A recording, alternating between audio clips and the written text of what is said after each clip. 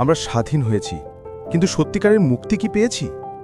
কেন আমাদের মানুষ এখনও গরিব, আর একই সময়ে স্বাধীন হওয়া দেশগুলো আজ আমাদের থেকে অনেক এগিয়ে গেছে?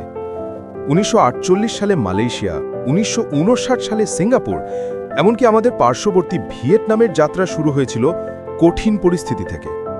কিন্তু আজ এই দেশগুলো বিশ্ব অর্থনীতিতে তাদের ছাপ ফেলেছে। ৭৪ বছরের স্বাধীনতা পেরিয়েও কেন আমরা আজও উন্নয়নশীল তকমাতে আটকে আছি? এই গল্প সেই প্রশ্নের উত্তর খোঁজার। যুদ্ধ পরবর্তী বাংলাদেশ এক শূন্য হাতে যাত্রা শুরু করেছিল, কিন্তু সমস্যা ছিল অর্থনৈতিক নীতিতে।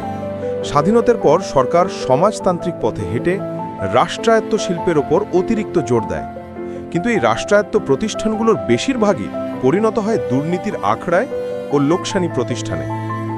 অন্যদিকে সিঙ্গাপুর তাদের দরজা খুলে দিয়েছিল মুক্ত বাণিজ্যের জন্য, বিনিয়োগ আকৃষ্ট করতে কঠোর পরিশ্রম করেছিল।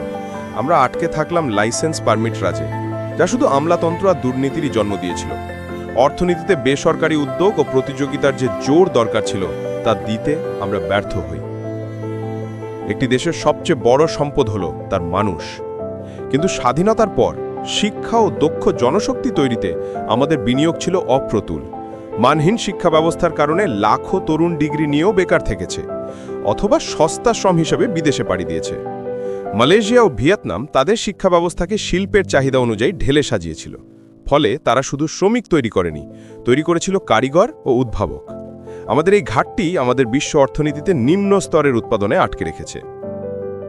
দারিদ্র্যের প্রধান কারণগুলোর মধ্যে একটি অদৃশ্য অথচ শক্তিশালী শত্রু হল প্রাতিষ্ঠানিক দুর্বলতা ও ব্যাপক দুর্নীতি। অর্থনৈতিক প্রবৃদ্ধির হার বাড়লেও সেই অর্থের সিংহভাগই আটকে যাচ্ছে গুটি কয়েক মানুষের হাতে। কার্যকর বিচার ব্যবস্থা, স্বাধীন প্রতিষ্ঠান এবং স্বচ্ছ প্রশাসনিক কাঠামোর অভাবে সাধারণ মানুষ বারবার প্রতারিত হয়েছে। যখন একটি বিনিয়োগকারী দেখে যে তাকে প্রতিটি পদক্ষেপে ঘুষ দিতে হবে, তখন সে অন্য কোনো দেশে চলে যায়। সিঙ্গাপুর অন্যদিকে তাদের শুরু থেকেই জিরো টলারেন্স নীতি নিয়েছিল। স্বাধীনতার পর থেকে সামরিক শাসন, পাল্টা অভ্যুত্থান এবং ক্রমাগত পরিবর্তনশীল রাজনৈতিক অস্থিরতা আমাদের দীর্ঘমেয়াদী নীতি প্রণয়ন ও বাস্তবায়নে বাধা দিয়েছে। সরকার বদলের সঙ্গে সঙ্গে উন্নয়ন প্রকল্প ও নীতিও বারবার পরিবর্তিত হয়েছে। একটি স্থিতিশীল রাজনৈতিক পরিবেশ অর্থনৈতিক অগ্রগতির জন্য অপরিহার্য, কিন্তু আমাদের দেশে ক্ষমতা ধরে রাখার লড়াইয়ের কাছে অর্থনৈতিক টেকসই উন্নয়ন বারবার পরাজিত হয়েছে। যখন একটি দেশ নীতিগত ধারাবাহিকতা হারায়, তখন বিদেশি বিনিয়োগকারী ও স্থানীয় উদ্যোগপতিরাও ভরসা রাখতে পারে না।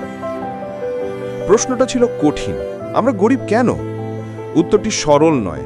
এটা শুধুই অর্থনৈতিক ব্যর্থতা নয়, এটা রাজনৈতিক সদিচ্ছা, প্রাতিষ্ঠানিক দুর্বলতা ও মানব সম্পদে বিনিয়োগের সম্মিলিত ব্যর্থতা। তবে বাংলাদেশ ঘুরে দাঁড়ানোর ক্ষমতা রাখে। আমাদের তৈরি পোশাক শিল্প আজ বিশ্বের দ্বিতীয় বৃহত্তম। আমাদের প্রবাসীরা দেশের অর্থনীতির মেরুদণ্ড।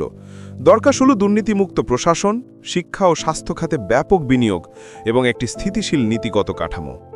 আমরা স্বাধীনতা পেয়েছি, এবার সময় এসছে সেই স্বাধীনতার ফলকে সমাজের সব স্তরে ছড়িয়ে দেওয়ার।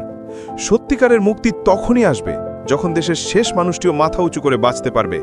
সেই দিনের অপেক্ষায়।